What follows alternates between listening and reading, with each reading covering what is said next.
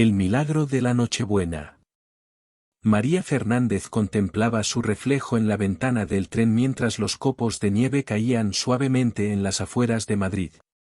Después de 5 años de ausencia, finalmente regresaba a casa para Navidad.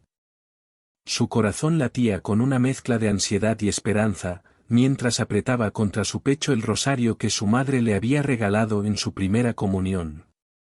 Durante el viaje, los recuerdos la asaltaban como las olas de un mar embravecido. Recordaba las mañanas de domingo cuando toda la familia iba junta a misa, su padre Antonio siempre insistiendo en sentarse en la primera fila. Después, invariablemente, pasaban por la panadería para preparar los dulces especiales del día. Esos momentos parecían ahora tan lejanos como las estrellas que empezaban a asomar en el cielo invernal. Todo había comenzado con aquella terrible discusión sobre la herencia de su padre. Su hermano mayor, Roberto, ingeniero exitoso en Barcelona, había insistido en vender la antigua panadería familiar, argumentando que era un negocio obsoleto en la era de las grandes superficies. Su hermana Carmen, siempre la más tradicional, quería mantenerla en funcionamiento, considerándola no solo un negocio sino un legado espiritual de su padre. María, siendo la menor y trabajadora social de profesión, había intentado mediar, pero solo consiguió que ambos la acusaran de tomar partido por el otro. La panadería, el pan de los ángeles, había sido el corazón de su familia durante 3 generaciones. Su abuelo la había fundado después de la Guerra Civil, convirtiendo un pequeño local devastado en un símbolo de esperanza para el barrio. El aroma a pan recién horneado había sido el telón de fondo de sus mejores recuerdos infantiles, mezclado con el sonido de las campanas de la iglesia cercana y las oraciones que su padre siempre hacía antes de comenzar a trabajar. Roberto se había alejado primero, sumergido en su trabajo y su nueva familia en Barcelona. Carmen se había quedado en Madrid, pero el resentimiento la había vuelto distante y amarga. María había huido a Londres, donde trabajaba con inmigrantes españoles, tratando de encontrar un propósito lejos del conflicto familiar. La enfermedad de su madre había sido un golpe inesperado. Isabel, siempre fuerte y resiliente, había sido diagnosticada con un cáncer agresivo. En su habitación del hospital, había escrito una carta a cada uno de sus hijos. La vida es demasiado corta para desperdiciarla en rencores, les había dicho. Esta podría ser mi última Navidad. Mi único deseo es ver a mis hijos reunidos una vez más, como cuando rezábamos juntos el rosario en las noches de diciembre. Pero había otro secreto que nadie conocía.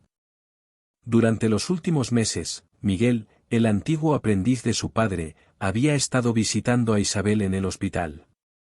Miguel, que ahora era un reconocido panadero con varios establecimientos exitosos en Madrid, había sido como un cuarto hijo para Antonio. Había aprendido no solo las recetas, sino también la fe y los valores que hacían especial a El pan de los ángeles. Cuando María llegó a la casa familiar aquella Nochebuena, se sorprendió al ver luz en la antigua panadería. Al acercarse, escuchó voces familiares y el inconfundible aroma a pan recién horneado. Al abrir la puerta, se quedó sin aliento. Roberto y Carmen estaban allí, cubiertos de harina, trabajando juntos en la cocina. Roberto había traído a su esposa embarazada, Ana, y a sus 2 pequeños hijos, que jugaban cerca del antiguo horno.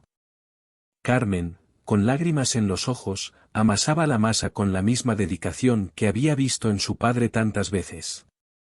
Su madre, en silla de ruedas pero con una sonrisa radiante, supervisaba la escena mientras rezaba en silencio su rosario. La sorpresa más grande, sin embargo, fue ver a Miguel. No solo estaba allí, sino que estaba enseñando a los niños de Roberto cómo formar pequeños panes en forma de ángeles, una tradición que su padre había iniciado décadas atrás. Miguel nos contactó hace un mes, explicó Carmen, limpiándose las lágrimas con el dorso de la mano. Nos mostró el plan de negocio que había estado desarrollando durante años. Quiere asociarse con nosotros para revivir la panadería, pero no solo como un negocio, sino como un centro comunitario donde los jóvenes del barrio puedan aprender el oficio. Roberto se acercó a María, con una humildad que ella nunca había visto en su hermano mayor. Perdóname, hermana.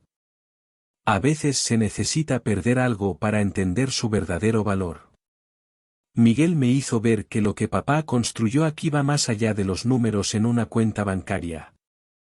Isabel tomó las manos de sus 3 hijos, su rostro iluminado por una paz que trascendía su enfermedad. Su padre siempre decía que el pan, como el amor de Dios, necesita tiempo para crecer, paciencia para desarrollarse y un corazón cálido para compartirlo. Esta noche, veo su legado vivo en cada uno de ustedes. Miguel, que había estado observando la escena en silencio, sacó del horno una hornada especial de pan. El aroma llenó el espacio, trayendo consigo memorias de navidades pasadas. Don Antonio me enseñó que cada pan que horneamos es una oración, dijo con voz suave. Hoy, estoy seguro de que él está sonriendo desde el cielo. Esa Nochebuena, mientras las campanas de la iglesia anunciaban la misa del gallo, la familia Fernández volvió a estar completa. Los niños de Roberto correteaban entre las mesas, jugando con la harina. Carmen y María preparaban la mesa para la cena, recordando entre risas las navidades de su infancia. Roberto y Miguel discutían emocionados los planes para modernizar la panadería mientras mantenían su esencia tradicional. La panadería no solo había recuperado su antiguo esplendor, sino que se había convertido en el instrumento de Dios para sanar viejas heridas y reunir corazones separados. Isabel observaba todo desde su silla, su rosario entrelazado en sus dedos, agradeciendo al niño Jesús por este milagro navideño. Y así, entre el aroma del pan recién horneado, el eco de villancicos y las risas de 3 generaciones de la familia Fernández, todos comprendieron que el verdadero milagro de la Navidad no estaba en los regalos bajo el árbol, sino en el perdón, la reconciliación y el amor que Cristo nos enseñó desde el pesebre de Belén. En los años siguientes, el Pan de los Ángeles se convirtió en mucho más que una panadería. Era un testimonio vivo de cómo la fe, el amor y el perdón pueden transformar los corazones más endurecidos. Y cada Navidad, cuando la familia se reunía para la misa de medianoche, recordaban cómo un antiguo aprendiz, guiado por la mano de Dios, había ayudado a reconstruir no solo un negocio familiar, sino los lazos sagrados que unen a una familia en Cristo.